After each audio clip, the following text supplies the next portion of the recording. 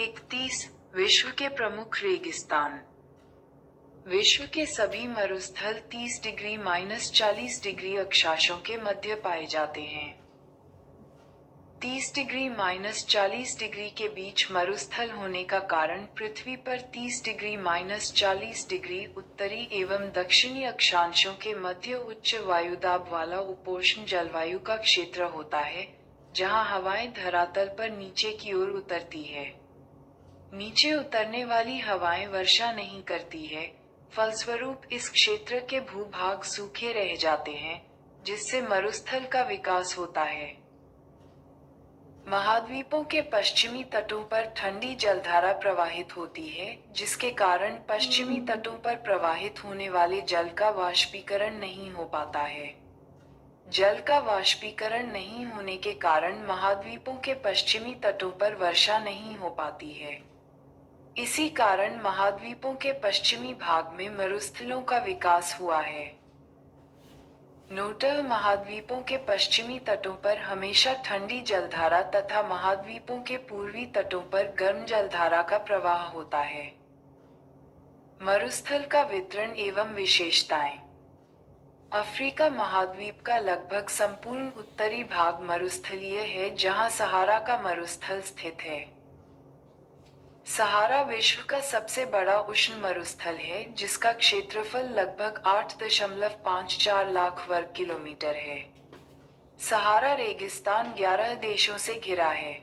ये देश हैं 1 अल्जीरिया, 2 चैड, 3 मिस्र, 4 लीबिया, 5 माली, 6 Mauritania, 7 Morocco, 8 niger, 9 Sudan, 10 Tunisia एवं 11 पश्चिमी सहारा। सहारा मरुस्थल में दिन का तापमान 50 डिग्री सेल्सियस से ऊपर पहुंच जाता है और रात में गिरकर 0 डिग्री सेल्सियस तक पहुंच जाता है। सहारा के अल अजीजिया क्षेत्र में, जो त्रिपोली, लीबिया के दक्षिणी भाग में स्थित है, यहाँ का सबसे अधिक तापमान 1922 में 57.7 डिग्री सेल्सियस दर्ज किया गया था। सहारा रेगिस्तान की वनस्पतियों में कैक्टस, खजूर के पेड़ एवं एकेशिया पाए जाते हैं। ऊंट, लकड़बग्घा, सियार, लोमड़ी, बिच्छू, सांपों की विभिन्न जातियां एवं छिपकलियां यहाँ के प्रमुख जीव जंतु हैं। सहारा के कुछ स्थानों पर मरुद्यान खजूर के पेड़ों से घिरे हरित द्वीप पाए जाते हैं। जब रेत को पवन उड़ा ले जाती है, तो वहां गर्त बन जाती है। जहां गर्त में भूमिगत जल सतह पर आ जाती है, वहां मरुद्यान बन जाते हैं। लोग इनके आसपास निवास करते हैं एवं खजूर के पेड़ तथा अन्य फसलें उगाते हैं। नोट: कभी-कभी यह मरुधान असामान्य रूप से बड़ा भी हो सकता है। मोरक्को में टेकिलालेट मरुद्यान ऐसा ही एक मरुधान है जो 13,000 वर्ग किमी क्षेत्र में फैला है। बेदुइन एवं तुआरेग चलवासी जनजाति सहारा मरुस्थल में रहते हैं।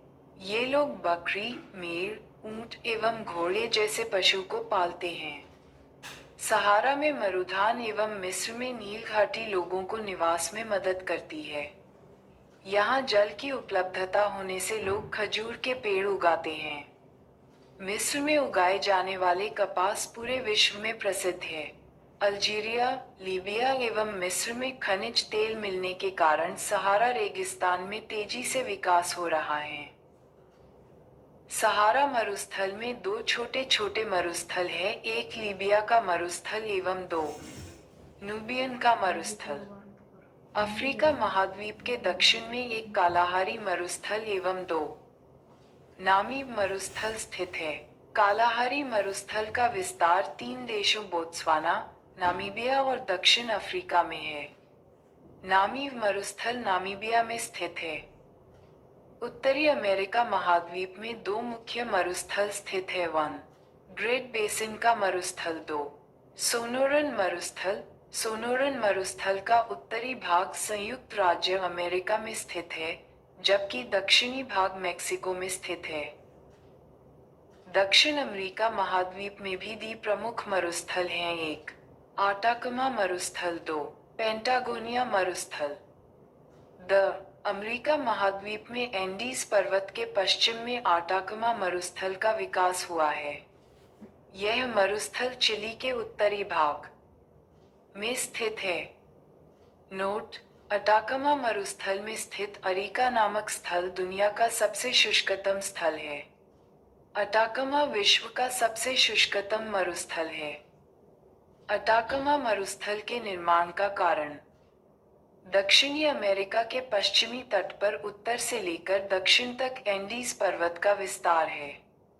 इस महाद्वीप में वर्षा एंडीज पर्वत के पूर्व में विषुवत रेखा के आसपास ही होती है और एंडीज पर्वत का पश्चिमी क्षेत्र पूरी तरह सूखा रह जाता है, यानी यह क्षेत्र एंडीज पर्वत के वृष्टि छाया में पड़ता है, जो मरुस्थल निर्माण का कारण बनता है। इस क्षेत्र में वर्षा नहीं होने का दूसरा कारण पेस की ठंडी जलधारा भी है। ऑस्ट्रेलिया महाद्वीप के पश्चिम में ऑस्ट्रेलिया की ठंडी जलधारा प्रवाहित होती है। इस कारण यहाँ वर्षा नहीं होती है। अतः ऑस्ट्रेलिया का पश्चिमी भाग पूरी तरह से मरुस्थलीय है। ऑस्ट्रेलिया में स्थित मरुस्थल है Great Victoria, Great Sandy, Gibson, Simpson, बार्बटन, स्टुअर्ट आदि। काराकुम मरुस्थल और काइजिकुलम मरुस्थल कैस्पियन सागर झील के पश्चिम में स्थित है। काराकुम और काजिलकुम दोनों के सम्मिलित रूप को तुर्किस्तान मरुस्थल के नाम से भी जाना जाता है।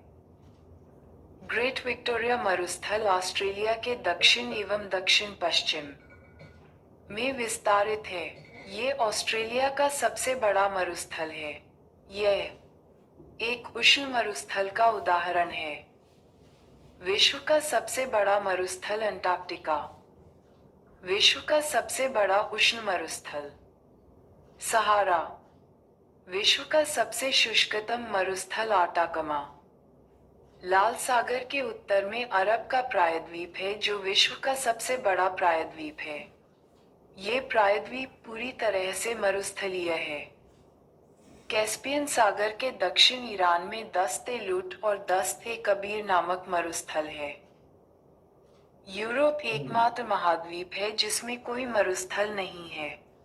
34. विश्व के भू-आवेष्टित देश। भू-आवेष्टित देश वह देश है जिसमें समुद्री तट रेखा नहीं पाई जाती।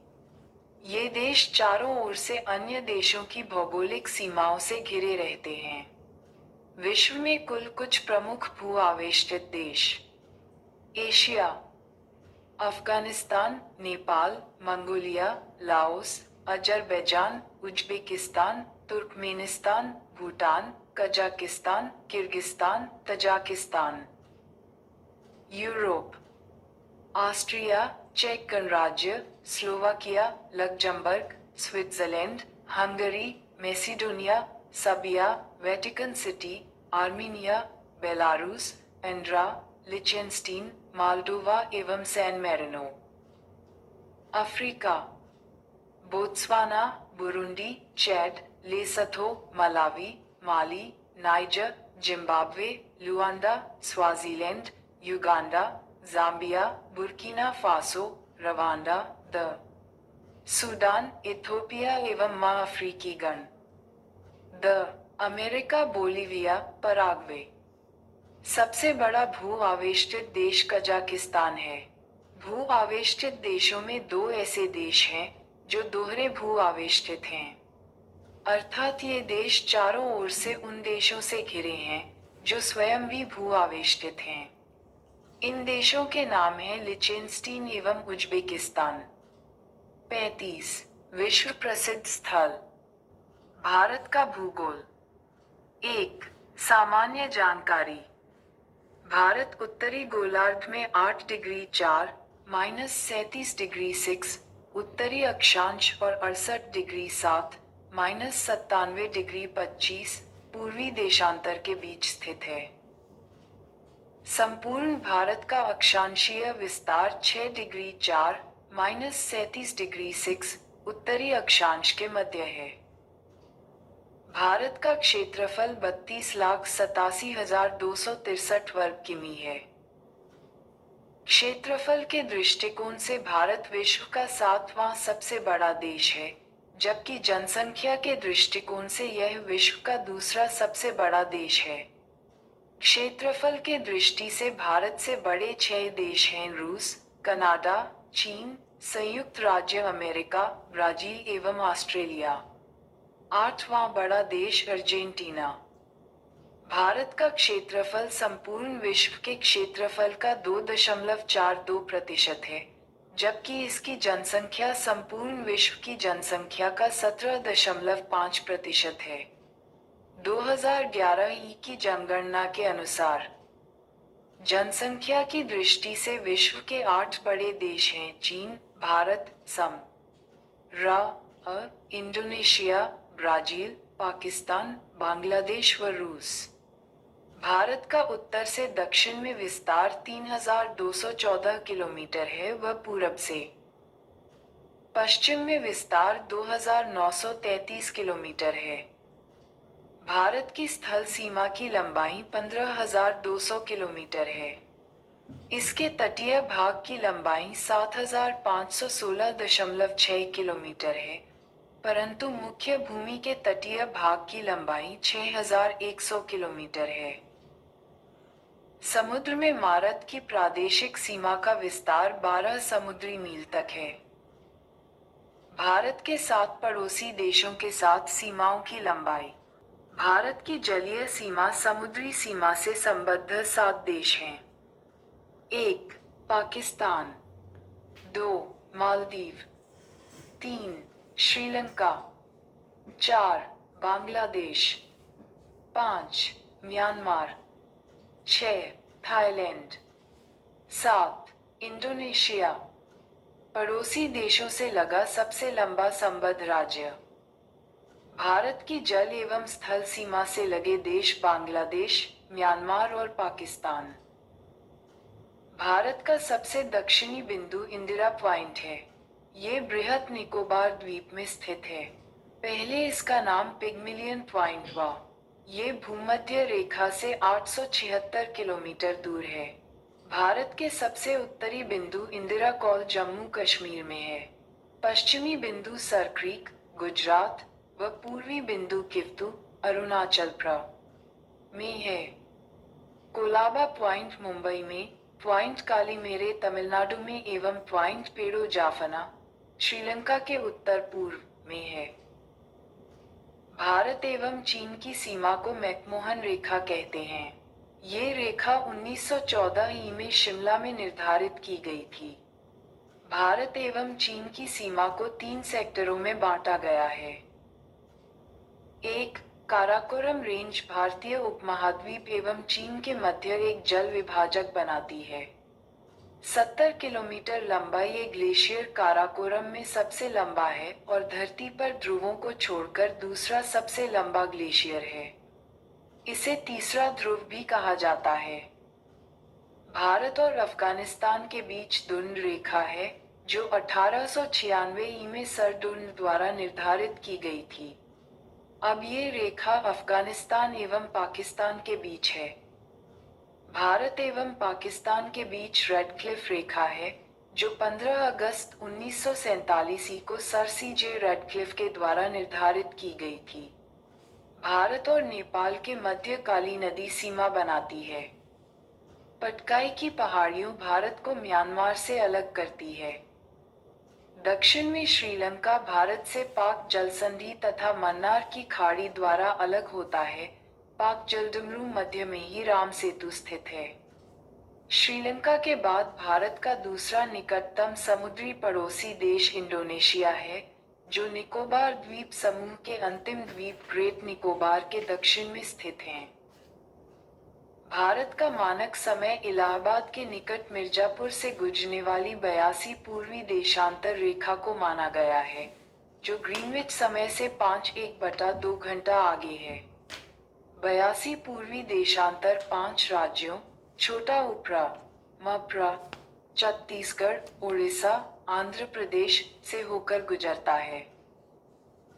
कर्क रेखा लगभग भारत के मध्य से गुजरती है। यह 8 राज्यों से होकर जाती है: राजस्थान, गुजरात, मध्य प्रदेश, छत्तीसगढ़, झारखंड, पश्चिम बंगाल, त्रिपुरा एवं मिजोरम। पृथ्वी की चुंबकीय विषुवत रेखा दक्षिण भारत में त्रिवेंद्रम से गुजरती है। भारतीय उपमहाद्वीप में सम्मिलित देश हैं भारत, पाकिस्तान, बांग्लादेश, नेपाल व भूटान। सर्वाधिक राज्यों की सीमाओं से लगा राज्य उत्तर प्रदेश है। इसकी सीमा 8 राज्यों यथा उत्तराखंड, हिमाचल प्रदेश, हरियाणा, राजस्थान, मध्य प्रदेश, छत्तीसगढ़, झारखंड एवं बिहार से लगी है। उत्तर प्रदेश की सीमा राष्ट्रीय राजधानी क्षेत्र दिल्ली से भी लगी हुई है। भारतीय राज्यों में गुजरात राज्य की तटरेखा सर्वाधिक लंबी 1663 किलोमीटर है। इसके बाद आंध्र प्रदेश की तटरेखा लंबी है। भारत के 9 राज्य तटरेखा से लगे हैं। ये राज्य हैं 1, गुजरात 2, महाराष्ट्र 3, गोवा 4, कर्नाटक 5, केरल 6, तमिलनाडु 7, आंध्र प्रदेश 8, उड़ीसा 9, पश्चिम बंगाल। नेपाल के साथ अंतर्राष्ट्रीय सीमा बनाने वाले राज्य है उत्तराखंड, उत्तर प्रदेश, बिहार, पश्चिम बंगाल एवं सिक्किम। बांग्लादेश के साथ अंतर्राष्ट्रीय सीमा बनाने वाले राज्य हैं पश्चिम बंगाल, असम, मेघालय, त्रिपुरा एवं मिजोरम। पूर्वोत्तर भारतीय राज्यों में नागालैंड, मणिपुर, अरुणाचल प्रदेश एवं सिक्किम की सीमाएं बांग्लादेश से नहीं मिलती हैं। पाकिस्तानी सीमा से लगे 3 भारतीय राज्य हैं राजस्थान 1170 किलोमीटर, गुजरात 506 किलोमीटर एवं पंजाब 425 किलोमीटर। अरुणाचल प्रदेश की सीमा पूर्व में म्यांमार से, पश्चिम में भूटान से एवं उत्तर में चीन से मिलती है। सिक्किम की सीमा नेपाल, भूटान और चीन से मिलती है। 3 और बांग्लादेश से घिरा राज्य त्रिपुरा है। केवल उत्तर पूर्व में यह असम और मिजोरम से जुड़ा है। संकोश नदी असम एवं अरुणाचल प्रदेश के बीच सीमा बनाती है। यांग्याब दर्रे के पास ब्रह्मपुत्र नदी भारत में प्रवेश करती है। जोजिला दर्रे का निर्माण सिंधु नदी द्वारा, शिवकीला का निर्माण सतलज नदी द्वारा एवं जैलेपछा का निर्माण तिस्ता नदी द्वारा हुआ है। लद्दाख में स्थित काराकोरम दर्रा भारत का सबसे ऊंचा दर्रा 5624 मीटर है। यहाँ से चीन को जाने वाली एक सड़क बनाई गई है। राष्ट्रीय राजमार्ग 1 लेह को जोजिला दर्रा होते हुए कश्मीर घाटी से जोड़ता है। रोहतांग दर्रा कुल्लू घाटी को हिमाचल प्रदेश की लाहौल और स्पीति घाटियों से जोड़ता है। यह मनाली और लेह को सड़क मार्ग से जोड़ता है। इस दर्रे का पुराना नाम भरेगु तुंग था। बुरजल दर्रा श्रीनगर से गिलगित को जोड़ती है। बनिहाल दर्रे से जम्मू से श्रीनगर जाने का मार्ग गुजरता है। जवाहर सुरंग इसी में स्थित है। ये देश का सबसे छोटा दर्रा है। तुजु दर्रा भारत, मणिपुर एवं म्यांमार को जोड़ता है। शिवकीला दर्रा शिमला से तिब्बत को जोड़ता है। जीवित जड़ पुल मेघालय में पाया जाता है। मेघालय के खासी जनजाति के लोग रबर ट्री नामक पीतों के जड़ों का अनुवर्धन कर इन्हें जलधारा के आर पार सुदृढ़ पुलों में रूपांतरित कर देते हैं, जिसे जीवित जड़ पुल कहा जाता है। स्थानीय भाषा में इसे जिंक का गिरोह कहते हैं। 3 अर्धचंद्राकार समुद्र तट कन्याकुमारी में मिलते हैं। भारत में रामेश्वरम के निकट धनुषकोडी और श्रीलंका में तेलियामनार के बीच समुद्र में डूबी प्रवाल द्वीप की एक रेखा है, जिसे राम सेतु या आदम का पुल कहा जाता है। जाफना, तमिल बहुल, शेष श्रीलंका से एलिफेंटा दर्रे द्वारा जुड़ा है। 2. भारत का भौतिक स्वरूप। देश के कुल क्षेत्रफल के 10.7% भाग पर उच्च पर्वत श्रेणियों हैं, जिनकी ऊंचाई समुद्रतल से 2135 मीटर या उससे अधिक है। 305 मीटर से 2135 मीटर की ऊंचाई वाली पहाड़ियों 18.6% भूभाग पर फैली हैं। 43% भूभाग पर विस्तृत मैदान का विस्तार है। भौतिक रचना तथा धरातल के स्वरूप के अनुसार भारत को 5 भागों में बांटा गया है। 1. उत्तरी पर्वतीय मैदान। 2. विशाल मैदान। 3. प्रायद्वीपीय पठार। 4. मरुस्थलीय प्रदेश व 5. समुद्र तटीय मैदान। भूवैज्ञानिकों के मतानुसार जहां आज हिमालय पहाड़ है, वहां टितीस नामक उथला समुद्र था। हिमालय की उत्पत्ति के संबंध में आधुनिक सिद्धांत प्लेट विवर्तनिकी, प्लेट टेक्टोनिक्स है।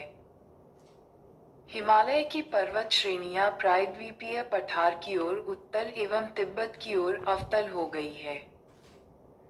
उत्तर के पर्वतीय क्षेत्र को 4 प्रमुख समांतर पर्वत श्रेणी क्षेत्रों में बांटा जा सकता है। ट्रांस हिमालय क्षेत्र, इसके अंतर्गत काराकोरम, लद्दाख, जोस्का आदि पर्वत श्रेणियां आती हैं। K2 या गॉडविन आस्टेज 8611 मीटर काराकोरम की सर्वोच्च चोटी है, जो भारत की सबसे ऊंची चोटी है। काराकोरम तथा लद्दाख के बीच नुब्रा घाटी है, जो बगानों, बैक्टीरियन ऊंटों तथा अपने मठों के लिए प्रसिद्ध है। कश्मीर हिमालय कारेवा के लिए प्रसिद्ध है, जहां जाफरान की खेती की जाती है। करेवा चिकनी मिट्टी और दूसरे पदार्थों का हिमोड़, मरेन पर मोटी परत के रूप में जमाव है। बृहद हिमालय में जोजिला, पीरपंजाल में वानिहाल, जास्कर श्रेणी में फोर्टुला, लद्दाख श्रेणी में खरदुगला जैसे दर्रे स्थित हैं। कश्मीर हिमालय क्षेत्र में ही मीठे जल की झील डल एवं बुला एवं खारे जल की झील पांगोंगसो, पिंगोंगसा और समुरियरी स्थित है। वैष्णो देवी, अमरनाथ गुफा और चरार-ए-शरीफ जैसी तीर्थस्थान कश्मीर या उत्तरी पश्चिमी हिमालय में ही स्थित है। 2. हिमाद्री अर्थात सर्वोच्च या बृहद हिमालय, ये हिमालय की सबसे ऊंची श्रेणी है।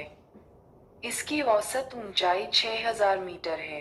विश्व की सबसे ऊंची चोटी एवरेस्ट, नेपाल, इसी पर्वत श्रेणी में स्थित है।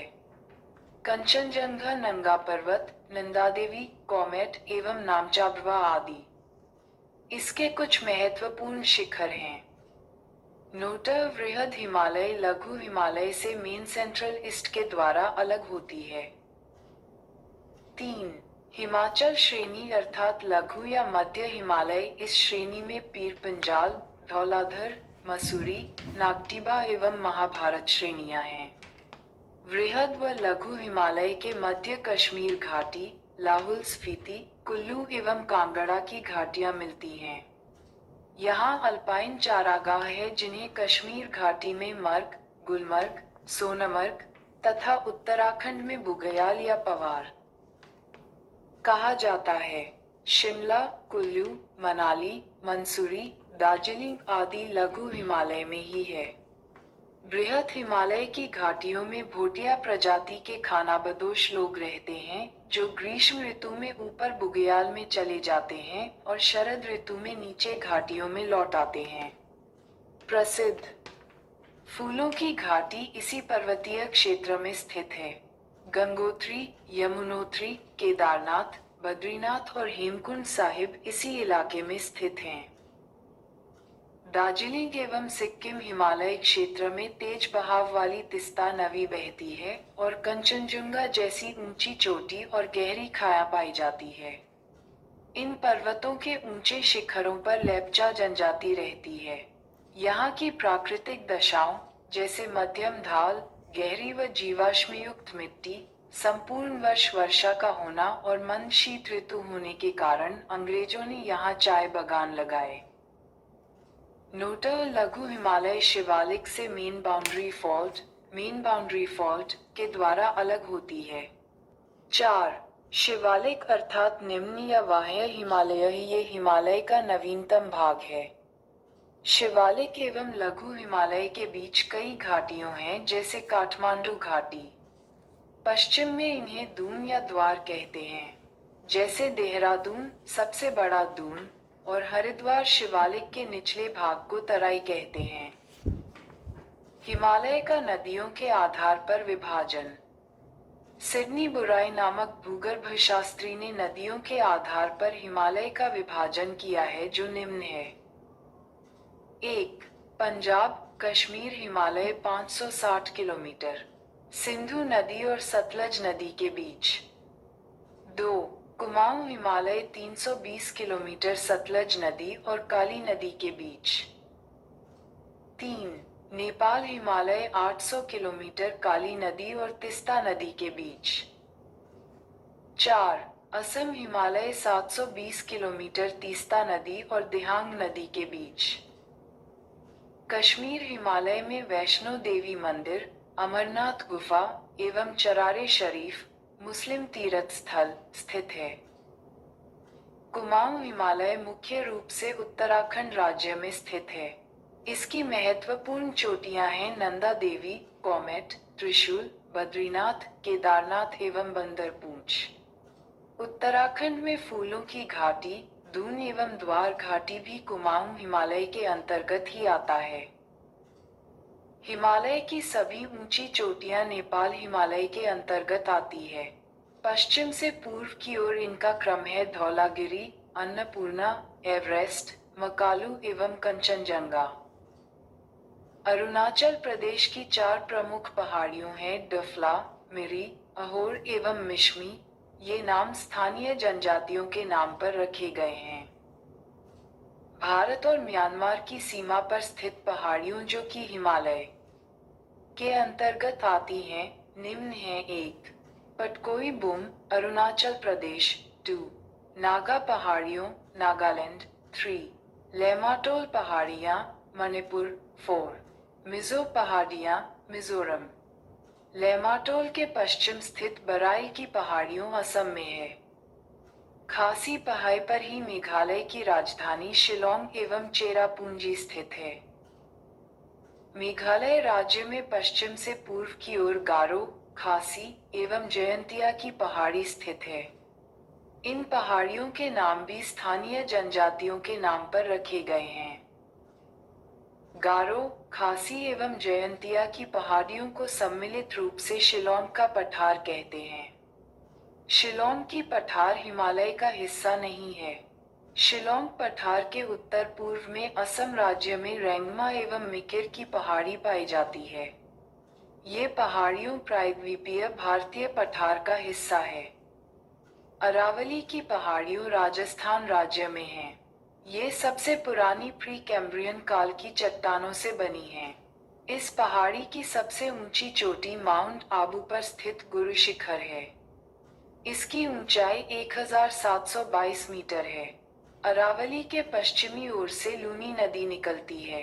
लूनी नदी कच्छ के रण में गायब हो जाती है। अरावली के पूर्व की ओर बनास नदी निकलती है। कहा जाता है शिमला, कुल्लू, मनाली, मंसूरी, दार्जिलिंग आदि लघु हिमालय में ही है। वैसी नदी जो जमीन में ही लुप्त हो जाती है, उसे द रिवर ऑफ एफेमरल कहते हैं। मालवा का पठार पश्चिमी मध्य प्रदेश एवं दक्षिण पूर्व राजस्थान राज्य में है। ये ज्वालामुखीय चंगानों का बना हुआ है। इससे चंबल और बेतवा नदी निकलती है। विंध्याचल का पठार झारखंड, उत्तर प्रदेश एवं दक्षिण पूर्व राजस्थान राज्य में है। ये परतदार चट्टानों का बना है। विंध्याचल पर्वतमाला उत्तर भारत को दक्षिण भारत से अलग करता है। मैकाल पठार छत्तीसगढ़ में है। मैकाल पहाड़ी का सर्वोच्च शिखर अमरकंटक 1036 मीटर है। ये पुरानी चट्टानों का बना एक ब्लॉक पर्वत है। इसके पश्चिम की ओर से नर्मदा नदी, उत्तर की ओर से सोन नदी और दक्षिण की तरफ से महानदी निकलती है। छोटा नागपुर स्थित रांची का पठार संप्राय मैदान का उदाहरण है। छोटा नागपुर पठार को भारत का रूर खनिज भंडार की दृष्टि से यह भारत का सबसे संपन्न भी कहा जाता है।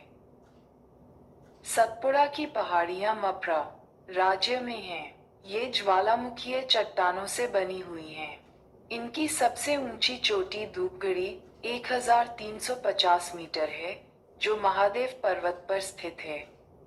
इसके पूर्वी हिस्से से ताप्ती नदी निकलती है। दक्कन का पठार महाराष्ट्र राज्य में है। ये ज्वालामुखीय बेसल्ट चट्टानों का बना है। ये काली मिट्टी का क्षेत्र है। इस पठार के पूर्वी भाग को विदर्भ कहा जाता है। इस पठार का एक भाग उत्तर पूर्व में भी देखा जा सकता है। ये पश्चिम में ऊंचा एवं पूर्व की ओर कम ढाल वाला है।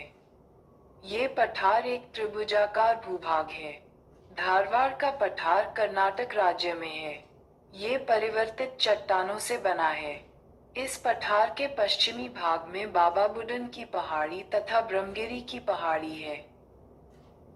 पश्चिमी घाट, ये पर्वत ताप्ती नदी के मुहाने से लेकर कन्याकुमारी अंतरीप तक लगभग 1600 किलोमीटर में विस्तृत भ्रंश कगार है। इसकी औसत ऊंचाई 1200 मीटर है।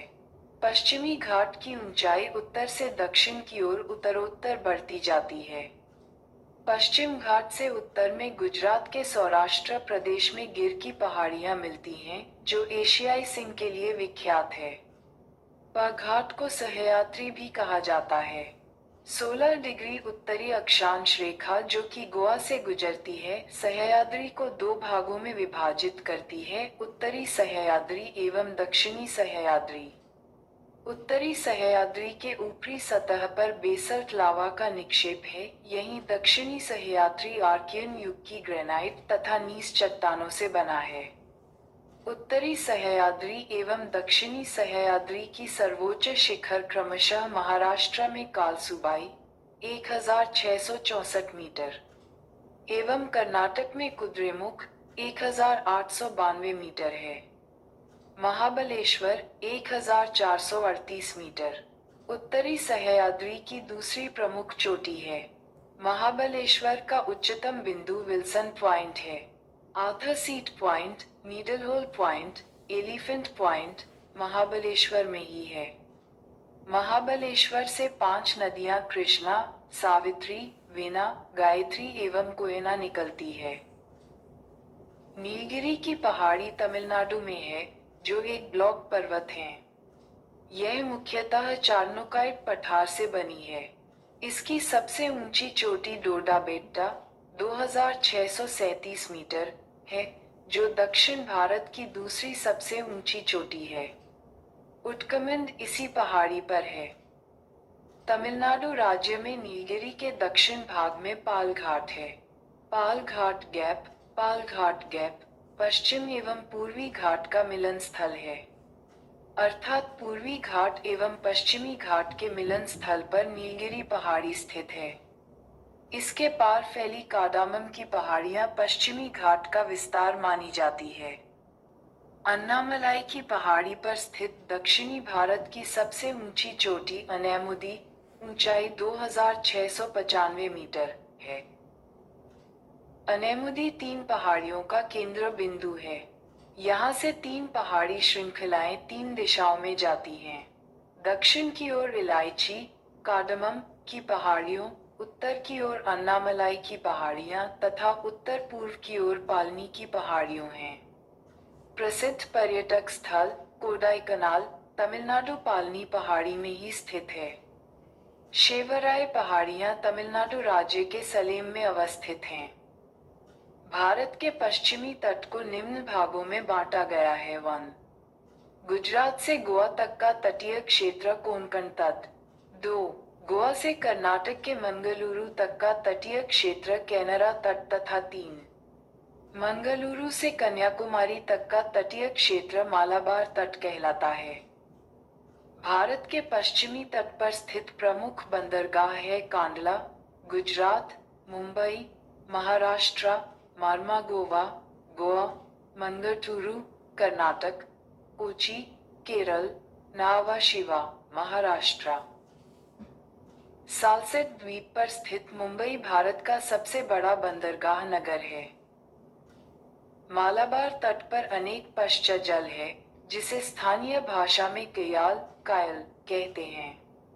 कयाल मछली पकड़ने और अंतःस्थलीय नौकायन के लिए प्रयोग किया जाता है और पर्यटकों के लिए विशेष आकर्षण का केंद्र है। केरल में हर वर्ष प्रसिद्ध नेहरू ट्रॉफी चलामकाली नौक दौड़ का आयोजन पुन्नामदा कयाल में किया जाता है। पूर्वी घाट उत्तर में महानदी, उड़ीसा से दक्षिण में वैगाई नदी, तमिलनाडु तक लगभग 1131 किलोमीटर में फैला है। यह उड़ीसा, आंध्र प्रदेश, तेलंगाना, कर्नाटक और तमिलनाडु से होकर गुजरती है। ये पश्चिमी घाट पर्वत से कम ऊंचा है। इसके अंतर्गत उड़ीसा का महेंद्रगिरी, आंध्र प्रदेश का नलामलई, पालकोंडा एवं वेलिकोंडा तथा तमिलनाडु का पचामलई एवं शिवराय की पहाड़ियों शामिल हैं। पूर्वी घाट सतत रूप में नहीं है और महानदी, गोदावरी, कृष्णा और कावेरी नदियों द्वारा अपर्दित है। इसका निर्माण कैब्रियन काल में वलित पर्वत के रूप में कुडप्पा भूसन्नति के आधार पर हुआ है। पूर्वी घाट की सबसे ऊंची चोटी झिंडागड़ा 1690 मीटर है, जो विशाखापत्तनम आंध्र प्रदेश में है। इसकी दूसरी सबसे ऊंची चोटी आंध्र प्रदेश राज्य में अरमाकोंडा 1680 मीटर है, जबकि इसकी तीसरी सबसे ऊंची चोटी उड़ीसा में महेंद्रगिरी 1501 मीटर की चोटी है।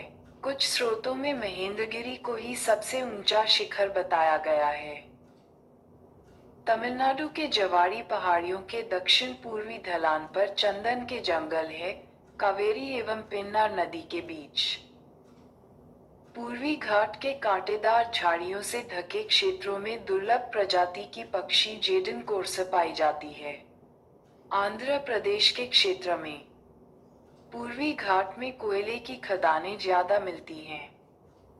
जावड़ी और शिवराया पहाड़ियों के आगे पूर्वी घाट पश्चिमी घाट में विलीन हो जाता है। भारत के पूर्वी समुद्री तट को निम्न भागों में बांटा गया है। 1. कन्याकुमारी से कृष्णा डेल्टा तक का तट कोरोमंडल तट। 2. कृष्णा डेल्टा से गोदावरी डेल्टा तक का तट गोलकुंडा तट एवं 3. गोदावरी डेल्टा से लेकर उत्तरी तटीय भाग उत्तरी सरकार तट कहलाता है। भारत के पूर्वी तट पर स्थित प्रमुख बंदरगाह हैं पारादीप, उड़ीसा, कोलकाता, बंगाल, विशाखापत्तनम, आंध्र प्रदेश, चेन्नई, तूतीकोरिन एवं एन्नौर, तमिलनाडु। विशाखापत्तनम बंदरगाह डॉल्फिन नोच पहाड़ी के पीछे सुरक्षित है। पूर्वी तट पर स्थित प्रमुख लैगून है पुलिकट, चेन्नई, चिल्का, पुरी तथा कोलेरू, आंध्र प्रदेश। हर लैगून समुद्र क्षेत्र में तटीय क्षेत्र का पानी स्थल भाग में घुस जाता है और धीरे धीरे बालू का अवरोध खड़ा कर देने पर स्थलीय क्षेत्र का जलीय भाग समुद्र से अलग हो जाता है। इसी जलीय आकृति को लैगून कहते हैं। भारत में 2 द्वीप समूह हैं। 1. अंडमान निकोबार द्वीप समूह, मरकत द्वीप। 2. लक्षद्वीप द्वीप समूह। अंडमान निकोबार द्वीप समूह बंगाल की खाड़ी में स्थित है। इसमें करीब 247 छोटे छोटे द्वीप हैं। निकोबार में 19 द्वीप हैं। ये द्वीप वास्तव में समुद्र में डूबे हुए पर्वत के शिखर हैं। लैंडफॉल द्वीप अंडमान निकोबार द्वीप समूह का सबसे उत्तरी द्वीप है। कोको जलमार्ग इसे म्यांमार के कोको द्वीप से अलग करता है, जहां चीन ने निगरानी तंत्र लगाया हुआ है। अंडमान निकोबार द्वीप समूह की राजधानी पोर्ट ब्लेयर दक्षिणी अंडमान में स्थित है। अंडमान और निकोबार द्वीप समूह में मैंग्रोव वन, सदारनी वन एवं पर्णपाती वनों का संयोजन है। बंगाल की खाड़ी में नदियों ने जलोढ़ मिट्टी के निक्षेप द्वारा कई द्वीपों का निर्माण किया है। हुगली के निकट 20 किलोमीटर लंबा सागर द्वीप है, जिसे गंगा सागर के नाम से जाना जाता है। यहाँ न्यू ऊर नामक द्वीप का निर्माण हाल ही में हुआ है। अंडमान निकोबार का सबसे उत्तरी द्वीप लैंडफॉल द्वीप है, जहाँ कारी जनजाति रहती है। सुंदरवन, जो गंगा का डेल्टा है, में मैंग्रोव वन पाए जाते हैं। विश्व का सबसे बड़ा ज्ञात नदी द्वीप माजुली असम में स्थित है, जिसे ब्रह्मपुत्र नदी की दोनों शाखाएं मिलकर बनाती हैं। अंडमान निकोबार द्वीप समूह की सबसे ऊंची पर्वत चोटी सेडल पीक 738 मीटर उत्तरी अंडमान में है। केंद्र शासित प्रदेश का सबसे बड़ा पत्तन बंदरगाह पोर्ट ब्लेयर दक्षिणी अंडमान है। नेल्लौर के निकट श्रीहरिकोटा प्रवाल निर्मित द्वीप है। पुलिकट झील इसी द्वीप द्वारा समुद्र से विलग है। यहाँ भारतीय अंतरिक्ष अनुसंधान संगठन का उपग्रह प्रक्षेपण केंद्र है। आटा सेतु समुद्रम परियोजना मन्नार की खाड़ी को पाक खाड़ी से जोड़ती है। व्हीलर द्वीप ओडिशा के तट पर ब्राह्मणी नदी के मुहाने पर स्थित है। यहाँ भारत अपने मिसाइल का परीक्षण करता है। वर्तमान में इस द्वीप का नाम अब्दुल कलाम द्वीप रखा गया है। पंबन द्वीप मन्नार की खाड़ी में स्थित है। ये भारत एवं श्रीलंका के बीच है, जो एडम्स ब्रिज राम सेतु का भाग है। इसे रामेश्वरम द्वीप के नाम से भी जाना जाता है। भारत में बैरन तथा नारकोंडम नामक दो प्रसिद्ध ज्वालामुखी द्वीप हैं। बैरन द्वीप निकोबार द्वीप समूह में एक सक्रिय ज्वालामुखी है, जबकि नारकोंडम सुषुप्त ज्वालामुखी है। लक्षद्वीप द्वीप समूह अरब सागर में स्थित है। इसमें कुल 36 द्वीप हैं। इसमें केवल 11 द्वीप पर ही आबादी है। आंड्रेट लक्षद्वीप का सबसे बड़ा द्वीप है, जिसका क्षेत्रफल 4.90 वर्ग किमी है। मिनिकॉय दूसरा सबसे बड़ा द्वीप है, जिसका क्षेत्रफल 4.80 वर्ग किमी है। पिटली द्वीप, जहां मनुष्य का निवास नहीं है, वहां एक पक्षी अभयारण्य है। अगाती लक्षद्वीप समूह का एकमात्र द्वीप है, जहां हवाई अड्डा है। लक्षद्वीप समूह 11 डिग्री चैनल द्वारा दो भागों में विभाजित है, उत्तर में अमीनी द्वीप और दक्षिण में कन्नानोरे द्वीप। लक्षद्वीप समूह के सभी द्वीपों पर मलयालम भाषा बोली जाती है। मिनिकॉय द्वीप एकमात्र अपवाद है, जहां महल भाषा बोली जाती है। महल देवही लिपि में लिखी जाती है, जो मूलतः मालदीव की भाषा है। स्रोत: तारांकन नदी की लंबाई, भारत भौतिक पर्यावरण, वर्ग -11, NCERT। उत्तराखंड के उत्तरकाशी जिले में 3900 मीटर की ऊंचाई पर गोमुख के निकट गंगोत्री हिमानी गंगा का उद्गम स्रोत है। यहाँ इसे भागीरथी कहते हैं। ये गंगा की मुख्य धारा है। अलकनंदा का उद्गम स्रोत बद्रीनाथ के ऊपर सतोपथ हिमानी अलकापुरी हिमनद में है। अलकनंदा धौली और विष्णु गंगा धाराओं से मिलकर बनती है, जो जोशीमठ या विष्णु प्रयाग में मिलती है। अलकनंदा की एक अन्य सहायक नदी पिंडार है, जो इससे कर्ण प्रयाग में मिलती है। अलकनंदा में माहसीर नाम की मछली होती है। इसका निवास नदी के निचले हिस्से में होता है, किंतु अंडा देने के लिए यह ऊपर आ जाती है। अलकनंदा एवं मंदाकिनी या कालीगंगा के संगम पर रुद्रप्रयाग स्थित है। पड़ता है, गंगा हरिद्वार का पहले दक्षिण की गंगा नदी का नाम गंगा देवप्रयाग के बाद अलकनंदा एवं भागीरथी आपस में मिलती है। निकट मैदानी भाग में प्रवेश करती है। यहाँ से और फिर दक्षिण पूर्व की ओर फिर पूर्व की ओर बहती है। गंगा नदी बांग्लादेश में पद्मा के नाम से बहती है। ब्रह्मपुत्र नदी बांग्लादेश में जमुना के नाम से बहती है और पाबना के पूर्व गोलुंडो घाट के पास पद्मा से मिलती है और इसकी सम्मिलित धारा को पद्मा कहते हैं। आगे बहती हुई जब यह नदी चांदपुर के उत्तर पहुंचती है तो मेघना इससे आकर मिलती है। तब यह मेघना के नाम से बहती हुई कई जल वितरिकाओं में बहती हुई समुद्र में मिल जाती है। मेघना की सहायक बराक नदी उद्गम मणिपुर की माउंट जानपो पहाड़ी है। ब्रह्मपुत्र नदी यरलुंग जंगपो नदी चेमयुंगहुंग हिमानी से निकलती है। ये हिमानी मानसरोवर झील के दक्षिण पूर्व में लगभग 80 किलोमीटर की दूरी पर है। तिब्बत में इसे सांगपो, सांगपो, अरुणाचल प्रदेश में दिहांग एवं असम में ब्रह्मपुत्र कहते हैं। अरुणाचल प्रदेश में सादिया कस्बे के पश्चिम में यह नदी भारत में प्रवेश करती है। यह एक पूर्ववर्ती नदी है। इसके बाएं तट की प्रमुख सहायक नदियां हैं बूढ़ी दिहिंग और धनसरी, दक्षिण, जबकि बाएं तट पर मिलने वाली प्रमुख सहायक नदियां हैं सुबनजिरी, कामेंग, मानस एवं संकोश।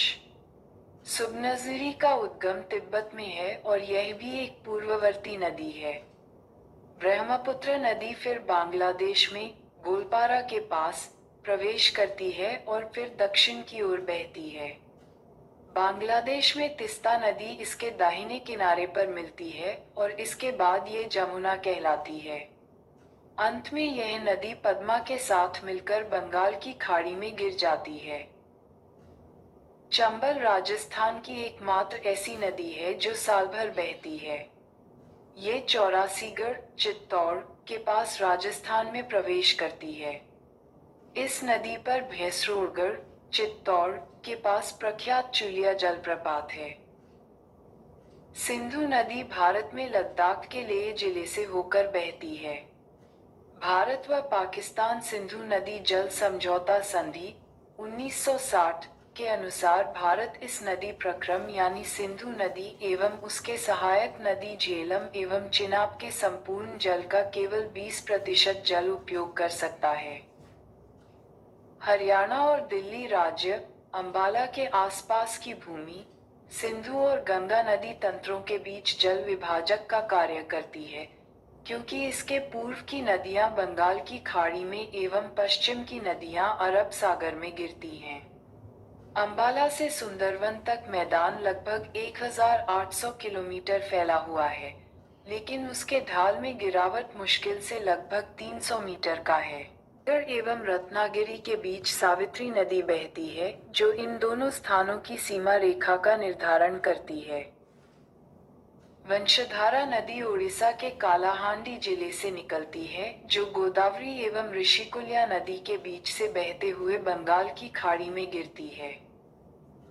गोदावरी नदी का जलग्रहण क्षेत्र कैचमेंट एरिया भारत के 7 राज्यों महाराष्ट्र, तेलंगाना, छत्तीसगढ़, मध्य प्रदेश, आंध्र प्रदेश, कर्नाटक एवं ओडिशा में विस्तृत है।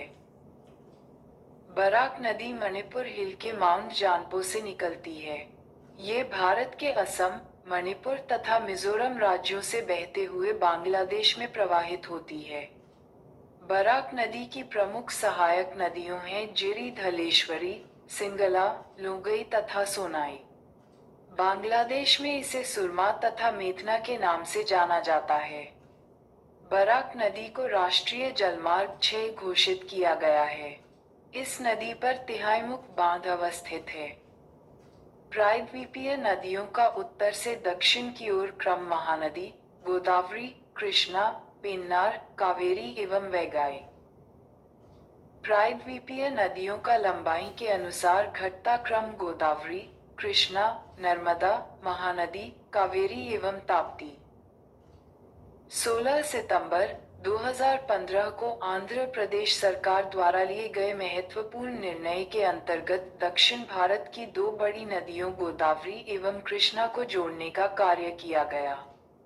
इसके अंतर्गत परीक्षण के तौर पर आंध्र प्रदेश के गोदावरी जिले इब्राहिमपट्टनम नामक स्थान से पहली बार गोदावरी नदी के 600 क्यूसेक पानी को पोलावरम नहर द्वारा विजयवाड़ा जिले में कृष्णा नदी तक पहुंचाया गया।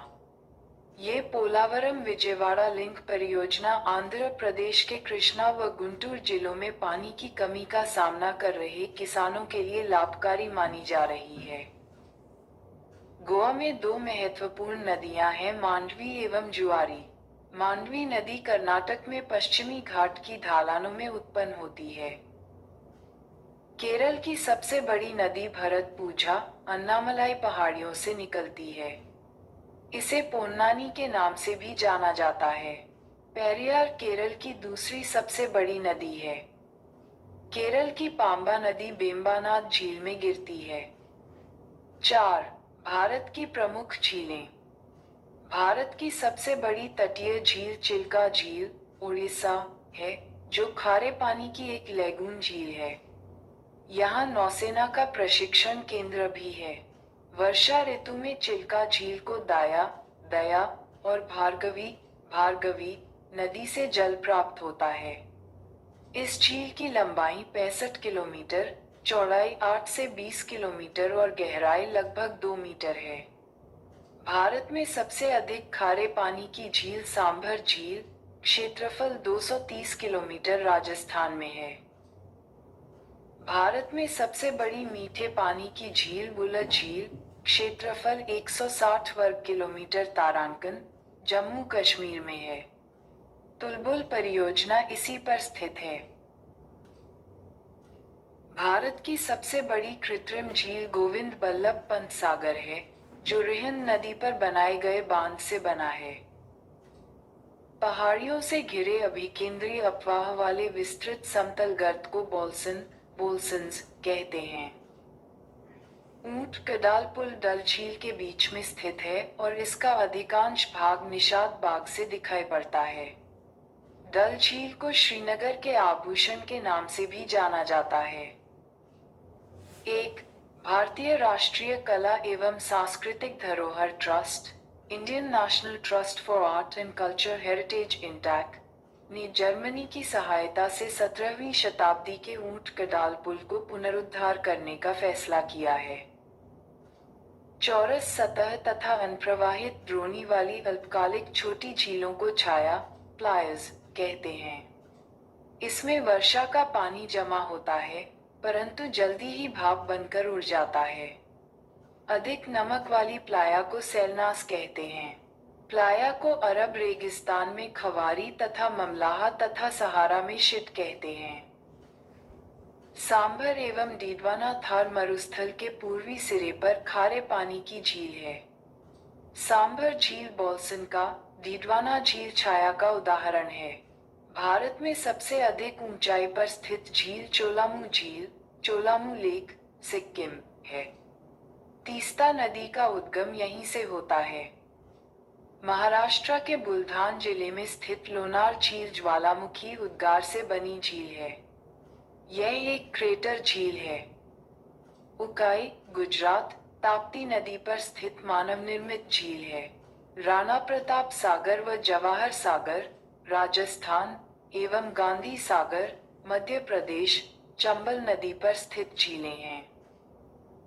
नागार्जुन सागर, नालगोंडा जिला तेलंगाना तथा गुंटा जिला आंध्र प्रदेश, कृष्णा नदी पर निजाम सागर, तेलंगाना, मंजरा नदी पर व तुंगभद्रा, कर्नाटक, तुंगभद्रा नदी पर मानव निर्मित झील है।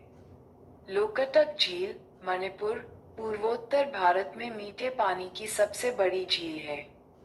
इस झील में केबुल-लामजाओ नाम का तैरता हुआ राष्ट्रीय पार्क है। हुसैनसागर झील हैदराबाद व सिकंदराबाद के मध्य स्थित है। पश्चिमी तट पर स्थित वेम्बानद झील, केरल, एक लैगून झील है। इसी झील में देलिंगटन द्वीप है जहां पर राष्ट्रीय नौकायन प्रतियोगिताएं होती हैं। भारत का सबसे छोटा राष्ट्रीय राजमार्ग NH-47 वेलिंगटन द्वीप पर ही है। पूर्वी तट पर स्थित पुलिकट झील भारत की दूसरी सबसे बड़ी लैगून झील है। इसका 84% भाग आंध्र प्रदेश में एवं 16% भाग तमिलनाडु में पड़ता है। वेरियर टापू, जिसका नाम श्रीहरिकोटा है, इसे बंगाल की खाड़ी से अलग करता है। श्रीहरिकोटा द्वीप पर सतीश धवन उपग्रह प्रक्षेपण केंद्र है। कलंगी एवं स्वर्णमुखी पुलिकट झील के आंध्र प्रदेश, नालीर जिला वाले हिस्से में 1976 ई में एवं तमिलनाडु, तिरुवल्लुर जिला वाले हिस्से में 1980 ई में एक पक्षी अभयारण्य स्थापित किया गया। एशिया की सबसे बड़ी मीठे पानी की गोखुर झील कौवा झील, बिहार, है, जो बूढ़ी गंडक नदी के घुमावदार होने के कारण बनी थी। 5. भारत के प्रमुख जलप्रपात। कुचिकल जलप्रपात भारत में सबसे ऊंचा जलप्रपात है। ये कर्नाटक में वराही नदी पर स्थित है। दूसरे एवं तीसरे स्थान पर बरेही पानी, बुधवलंगा नदी उड़ीसा एवं नोहकालिकई मेघालय है। कावेरी नदी पर तमिलनाडु में होगेनक्कल जलप्रपात तथा कर्नाटक राज्य में भारचुकी और बालमुरी जलप्रपात अवस्थित है। चित्रकूट जलप्रपात भारत का सबसे चौड़ा जलप्रपात है। घोड़े के पैरों की आकृति के समान होने के कारण इसे भारत का नियाग्रा जलप्रपात कहते हैं। एलिफेंट जलप्रपात मेघालय में है। सहस्त्रधारा नाम से जलप्रपात उत्तराखंड एवं मध्य प्रदेश दोनों राज्यों में है। जोग या गरसोप्पा को गांधी सागर जलप्रपात भी कहते हैं। 6. भारत की जलवायु। जलवायु किसी क्षेत्र में लंबे समय, लगभग 30 वर्ष तक जो मौसम की स्थिति होती है, उसे उस स्थान की जलवायु कहते हैं। भारत की जलवायु उष्णकटिबंधीय मानसूनी जलवायु है।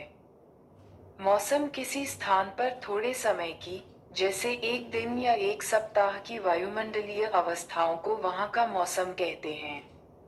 भारत में मौसम संबंधी सेवा 1875 में आरंभ की गई थी, तब इसका मुख्यालय शिमला में था। प्रथम विश्व युद्ध के बाद इसका मुख्यालय पुणे लाया गया। अब भारत के मौसम संबंधी मानचित्र वहीं से प्रकाशित होते हैं। भारतीय जलवायु को मानसून के अलावे प्रभावित करने वाले दो प्रमुख कारक हैं। उत्तर में हिमालय पर्वत, इसकी उपस्थिति के कारण मध्य एशिया से आने वाली शीतल हवाएं भारत में नहीं आ पाती हैं। में हिंद महासागर, इसकी उपस्थिति एवं भूमध्य रेखा की समीपता के कारण उष्णकटिबंधीय जलवायु अपने आदर्श स्वरूप में पाई जाती है। मानसूनी पवनों द्वारा समय समय पर अपनी दिशा पूर्णतया बदल लेने के कारण भारत में निम्न 4 ऋतु चक्रवत पाई जाती है। शीत ऋतु 15 दिसंबर से 15 मार्च तक, 2 ग्रीष्म ऋतु 16 मार्च से 15 जून तक, 3 बथा ऋतु 16 जून से 15 सितंबर तक, 4 शरद ऋतु 16 सितंबर से 14 दिसंबर। ये तिथियां एक सामान्य सीमा रेखा को तय करती है। मानसून पवनों के आगमन एवं प्रत्यावर्तन में होने वाला विलंब इनकी पर्याप्त रूप से प्रभावित करता है। उत्तरी भारत के मैदानी भागों में शीत ऋतु में वर्षा विक्षोभ या जेट स्ट्रीम के कारण होती है। राजस्थान में इस वर्षा को भावट कहते हैं। ग्रीष्म ऋतु में असम एवं पश्चिम बंगाल राज्यों में तीव्र आर्द्र हवाएं चलने लगती हैं, जिनसे गरज के साथ वर्षा हो जाती है। इन हवाओं को पूर्वी भारत में नावेस्टर एवं बंगाल में काल वैशाखी के नाम से जाना जाता है। कर्नाटक में इसे चेरी वछाम एवं कॉफी वर्या कहा जाता है, जो कॉफी की कृषि के लिए लाभदायक होता है। आम की फसल के लिए लाभदायक होने के कारण इसे दक्षिण भारत, केरल में आम्र वर्षा, मैंगो शावर कहते हैं। उत्तर पश्चिम भारत के शुष्क भागों में ग्रीष्म ऋतु में चलने वाली गर्म एवं शुष्क हवाओं को लू कहा जाता है। वर्षा ऋतु में उत्तर पश्चिमी भारत तथा पाकिस्तान में उष्णदाब का क्षेत्र बन जाता है, जिसे मानसून गर्त कहते हैं। इसी समय उत्तरी अंतः उष्ण अभिसरण NITC उत्तर की ओर खिसकने लगती है, जिसके कारण विषुवतरेखीय पछुआ पवन एवं दक्षिणी गोलार्ध की दक्षिण पूर्वी वाणिज्यिक पवन विषुवत रेखा को पार कर फेरेट के नियम का अनुसरण करते हुए भारत में प्रवाहित होने लगती है, जिसे दक्षिण पश्चिम मानसून के नाम से जाना जाता है। भारत की अधिकांश वर्षा, लगभग 80% इसी मानसून से होती है। भारत की प्रायद्वीपीय आकृति के कारण दक्षिण पश्चिम के मानसून 2 शाखाओं में विभाजित हो जाता है, अरब सागर की शाखा तथा 2 बंगाल की खाड़ी की शाखा। अरब सागर से उत्पन्न होने वाली मानसून पवन 3 शाखाओं में बैठती है। अरब सागर की एक शाखा का मानसून सबसे पहले भारत के केरल राज्य में जून के प्रथम सप्ताह में आता है। यहाँ यह पश्चिमी घाट पर्वत से टकराकर केरल के तटों पर वर्षा करती है। इसे मानसून प्रस्फोट, मॉनसून बर्स्ट कहा जाता है। अरब सागर से उठने वाली मानसून की दूसरी शाखा मुंबई के उत्तर में नर्मदा और तापी नदियों की घाटियों से होकर मध्य भारत में दूर तक वर्षा करती है। छोटा नागपुर पठार में इस शाखा से 15 सेंटीमीटर वर्षा होती है। यहाँ ये गंगा के मैदानी भागों में प्रवेश कर जाती है और बंगाल की खाड़ी से आने वाली मानसून की शाखा से मिल जाती है। अरब सागर मानसून की तीसरी शाखा सौराष्ट्र प्रायद्वीप और कच्छ से टकराती है। वहां से यह अरावली के साथ साथ पश्चिमी राजस्थान को लांघती है और बहुत ही कम वर्षा करती है, क्योंकि अरावली पर्वत इन मॉनसूनी हवाओं के समानांतर पड़ती है। पंजाब और हरियाणा में भी यह बंगाल की खाड़ी से आने वाली मानसून की शाखा से मिल जाती है। ये दोनों शाखाएं एक दूसरे के सहारे प्रबलित होकर पश्चिमी हिमालय, विशेष रूप से धर्मशाला में वर्षा करती है। गारो, खासी एवं जयंतिया पहाड़ियों पर बंगाल की खाड़ी से आने वाली हवाएं मानसून की शाखा अधिक वर्षा लाती है, जिसके कारण यहाँ स्थित मासिनराम, मेघालय, विश्व में सर्वाधिक वर्षा प्राप्त करने वाला स्थान है, लगभग 1141 सेमी। मानसून की अरब सागर शाखा तुलनात्मक रूप से अधिक शक्तिशाली होती है। दक्षिण पश्चिम मानसून द्वारा लाए कुल आर्द्रता का 65% भाग अरब सागर से एवं 35% भाग बंगाल की खाड़ी से आता है। तमिलनाडु तट वर्षा ऋतु में शुष्क रह जाता है। इसके लिए दो कारक उत्तरदायी हैं। एक, तमिलनाडु तट बंगाल की खाड़ी की मानसून पवनों के समानांतर पड़ता है। दो, ये दक्षिणी पश्चिमी मानसून की अरब सागर शाखा के वृष्टि क्षेत्र में स्थित है। मानसून का निर्वतन मानसून के पीछे हटने या लौट जाने को मानसून का निर्वतन कहा जाता है। सितंबर के आरंभ से उत्तरी पश्चिमी भारत से मानसून पीछे हटने लगती है और मध्य अक्टूबर तक ये दक्षिणी भारत को छोड़ शेष समस्त भारत से निवर्तित हो जाती है। लौटती हुई मानसून पवनें बंगाल की खाड़ी से जलवाष्प ग्रहण करके उत्तर पूर्वी मानसून का रूप में तमिलनाडु, कोरोमंडल तट पर में जाड़े के दिनों में, जनवरी-फरवरी के महीने में वर्षा करती है। एल निनो और भारतीय मानसून। एल निनो एक जटिल मौसम तंत्र है जो हर 5 या 10 साल बाद प्रकट होता रहता है। इसके कारण संसार के विभिन्न भागों में सूखा, बाढ़ और मौसम की चरम अवस्थाएं आती हैं। पूर्वी प्रशांत महासागर में पेरू के तट के निकट उष्ण समुद्री धारा के रूप में प्रकट होता है। इससे भारत सहित अनेक स्थानों का मौसम प्रभावित होता है। एल निनो भूमध्य रेखीय उष्ण समुद्री धारा का विस्तार मात्र है, जो अस्थायी रूप से ठंडी पेरुवियन अथवा हम्बोल्ट धारा पर प्रतिस्थापित हो जाती है। ये धारा पेरू तट के जल का तापमान 10 डिग्री सेल्सियस तक बढ़ा देती है। इसके निम्नलिखित परिणाम होती है। भूमध्य रेखीय वायुमंडलीय परिसंचरण में विकृति, समुद्री जल के वाष्पन में अनियमितता, प्लवक की मात्रा में कमी, जिससे समुद्र में मछलियों की संख्या घट जाती है। भारत में मानसून की लंबी अवधि के पूर्वानुमान के लिए एल निनो का उपयोग होता है। एल निनो शीतकाल के दौरान भारतीय उपमहाद्वीप में गर्म स्थिति का कारण बनता है और ग्रीष्मकाल के दौरान ये शुष्क परिस्थितियों और कम मानसून का कारण बनता है। एल निनो का शाब्दिक अर्थ बालक ईसा है, क्योंकि यह धारा दिसंबर के महीने में क्रिसमस के आसपास नजर आती है। पेरू दे गोलार्ध में दिसंबर गर्मी का महीना होता है। शरद ऋतु को मानसून प्रत्यावर्तन का काल, रिट्रीटिंग मॉनसून सीजन कहा जाता है। इस ऋतु में बंगाल की खाड़ी एवं अरब सागर में उष्णकटिबंधीय चक्रवातों की उत्पत्ति होती है। इन चक्रवातों से पूर्वी तटीय क्षेत्रों में मुख्यतः आंध्र प्रदेश एवं ओडिशा तथा पश्चिमी तटीय क्षेत्र में गुजरात में काफी क्षति पहुंचती है। भारत का जलवायु प्रदेश, तापमान एवं वर्षा जलवायु के दो महत्वपूर्ण तत्व हैं, जिन्हें जलवायु वर्गीकरण के सभी पद्धतियों में निर्णायक माना जाता है। तथापि जलवायु के वर्गीकरण एक जटिल प्रक्रिया है। कोपेन ने अपने जलवायु वर्गीकरण का आधार तापमान तथा वर्षण के मासिक मानों को रखा है। कोपेन की पद्धति पर आधारित भारत की जलवायु निम्न 5 प्रकार की है। उष्णकटिबंधीय जलवायु, जहां सारा वर्ष औसत मासिक तापमान 10 डिग्री सेल्सियस से अधिक रहता है। 2. शुष्क जलवायु, जहां तापमान की तुलना में वर्षण बहुत ही कम होता है। शुष्कता कम होने पर यह अर्ध शुष्क मरुस्थल S कहलाता है। शुष्कता अधिक है तो वह मरुस्थल W होता है। 3.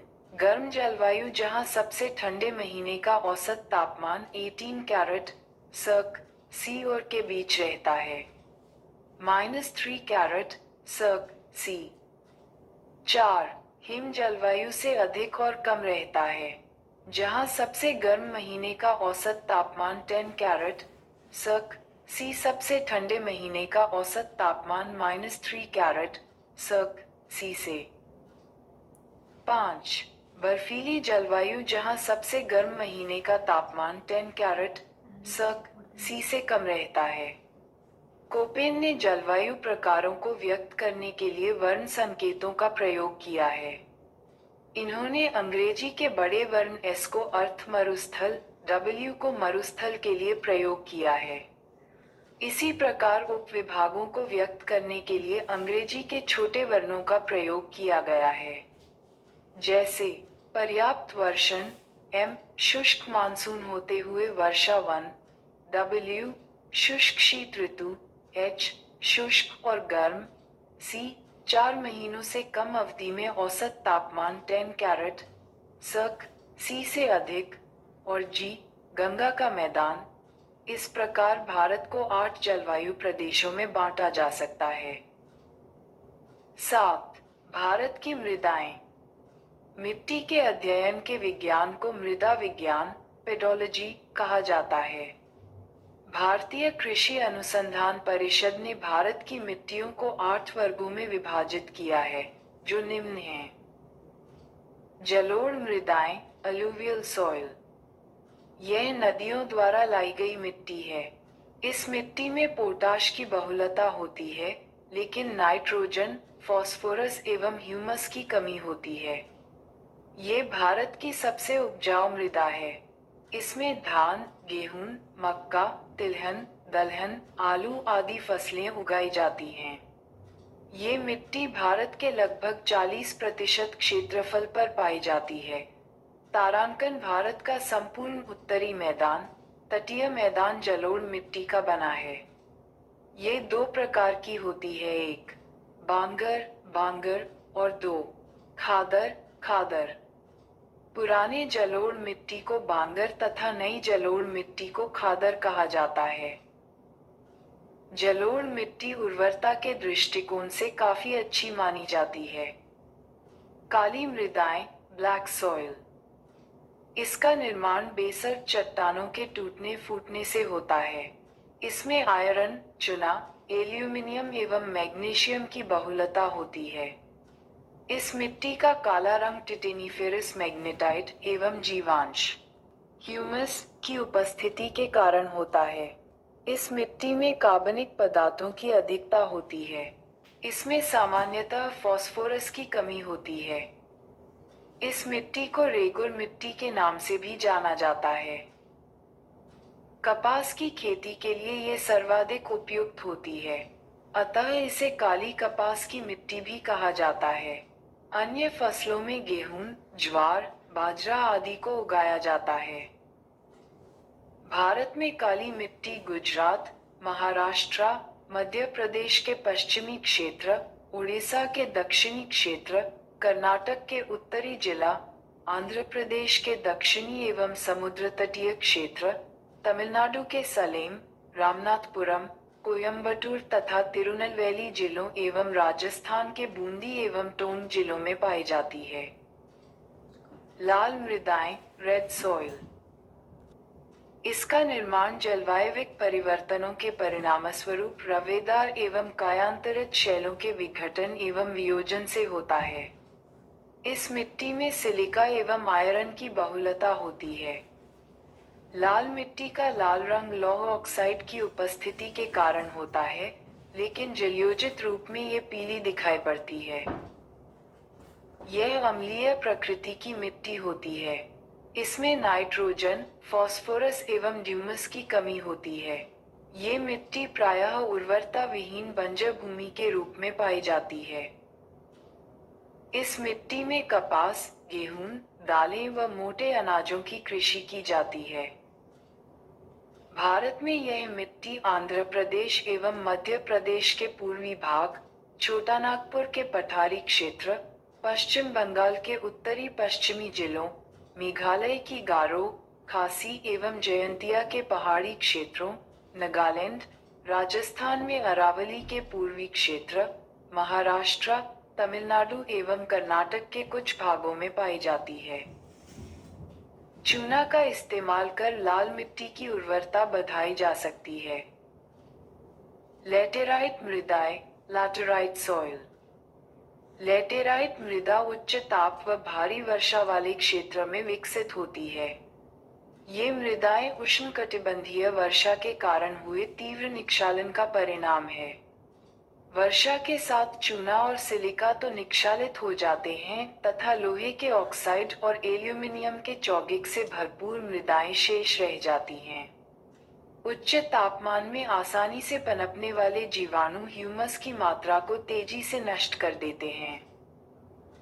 इन मृदाओं में जैव पदार्थ, नाइट्रोजन, फॉस्फेट और कैल्शियम की कमी होती है तथा लौह ऑक्साइड और पोटाश की बहुलता होती है। लैटेराइट मृदाएं सामान्यतः कर्नाटक, केरल, तमिलनाडु, मध्य प्रदेश तथा उड़ीसा और असम के पहाड़ी क्षेत्रों में पाई जाती है। शैलों के टूट फूट से निर्मित होने वाली इस मिट्टी को गहरी लाल लैटेराइट, सफेद लैटेराइट तथा भूमिगत जलवायु लैटेराइट के रूप में वर्गीकृत किया जाता है। गहरी लाल कैटेराइट में लौह ऑक्साइड तथा पोटाश की बहुलता होती है। इसकी उर्वरता कम होती है, लेकिन निचले भाग में कुछ खेती की जाती है। तमिलनाडु, आंध्र प्रदेश एवं केरल में काजू जैसे वृक्षों वाली फसलों की खेती के लिए लाल लैटेराइट मृदाएं अधिक उपयुक्त है। सफेद लैटेराइट की उर्वरकता सबसे कम होती है और केओलिन के कारण इसका रंग सफेद होता है। भूमिगत जलवायु लैटेराइट काफी उपजाऊ होती है, क्योंकि वर्षा काल में डी ऑक्साइड जल के साथ घुलकर नीचे चले जाते हैं। लैटेराइट मिट्टी चाय, इलायची एवं काजू की खेती के लिए सर्वाधिक उपयुक्त होती है। शुष्क मृदाएं। यह मृदा सामान्यतः संरचना से बलुई और प्रकृति से लवणीय होती है।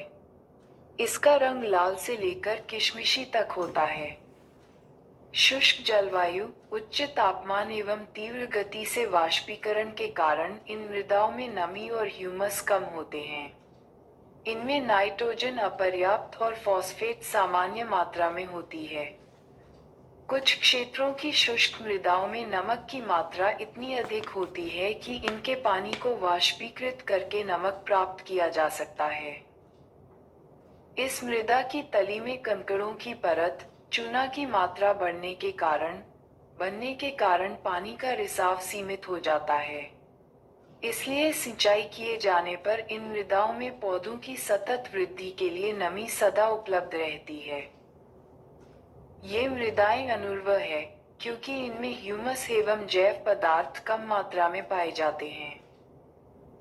ये मृदाएं विशिष्ट शुष्क स्थलाकृति वाले पश्चिमी राजस्थान में अभिलक्षणिक रूप से विकसित हुए हैं। लवण मृदाएं। ऐसी मृदाओं को ऊसर मृदाएं भी कहते हैं। इसमें सोडियम, पोटेशियम और मैग्नीशियम का अनुपात अधिक होता है। यह अनुर्वर होती है और इनमें किसी भी प्रकार की वनस्पति नहीं उगती। इनमें नाइट्रोजन एवं चूने की कमी होती है। ये मृदाएं शुष्क और अर्ध शुष्क तथा जलाक्रांत क्षेत्रों और अनूपों में पाई जाती हैं। इसका अधिकतर प्रसार पश्चिमी गुजरात, पूर्वी तट के डेल्टाओं और पश्चिम बंगाल के सुंदर वन क्षेत्रों में है। कच्छ के रण में दक्षिणी पश्चिमी मानसून के साथ नमक के कण आते हैं जो एक पपड़ी के रूप में ऊपरी सतह पर जमा हो जाते हैं। हरित क्रांति वाले क्षेत्रों में अत्यधिक सिंचाई के कारण जलोढ़ मृदाएं भी लवणीय होती जा रही है और मृदा के ऊपरी परत पर नमक जमा हो जाता है। मृदा की लवणता की ऐसी समस्या से निपटने के लिए खासकर पंजाब और हरियाणा में जिप्सम डालने की सलाह दी जाती है। पीतमय मृदाएं। ये मृदाएं भारी वर्षा और उच्च आर्द्रता से युक्त उन क्षेत्रों में पाई जाती है जहां वनस्पति की वृद्धि अच्छी हो। इन मृदाओं में जैव पदार्थों की मात्रा 40 से 50% तक होती है। ये मृदाएं सामान्यतः गाढ़े और काले रंग की होती है। अनेक स्थानों पर ये क्षारीय भी हैं। ये मृदाएं अधिकतर बिहार के उत्तरी भाग, उत्तरांचल के दक्षिणी भाग, पश्चिम बंगाल के तटीय क्षेत्रों, उड़ीसा एवं तमिलनाडु में पाई जाती है। वन मृदाएं। ये मृदाएं पर्याप्त वर्षा वाले वन क्षेत्रों में ही बनती है। इन मृदाओं का निर्माण पर्वतीय पर्यावरण में होता है। इस पर्यावरण में परिवर्तन के अनुसार मृदाओं का गठन एवं संरचना बदलती रहती है। घाटियों में से दुमटी और पांशु होती है तथा ऊपरी ढालों पर ये मोटे कणों वाली होती है। हिमालय के हिमाच्छादित क्षेत्रों में इन मृदाओं का अनाच्छादन होता रहता है और ये अम्लीय और कम ह्यूमस वाली होती है। निचली घाटियों में पाई जाने वाली मृदाएं उर्वर होती है। मिट्टी की उर्वरता में कमी का कारण। पोषक तत्वों का ह्रास, निक्षालन, भारी वर्षा के कारण। अपर्दन, उर्वरतायुक्त मिट्टी की सतह का ह्रास। कृषि भूमि का अति उपयोग। दोषपूर्ण कृषि प्रबंधन। भारतीय मिट्टियों में सामान्यतः नाइट्रोजन, फास्फोरस व पोटाश की कमी होती है। देश में मृदा अपर्दन व उसके दुष्परिणामों पर नियंत्रण हेतु 1953 में केंद्रीय मृदा संरक्षण बोर्ड का गठन किया गया।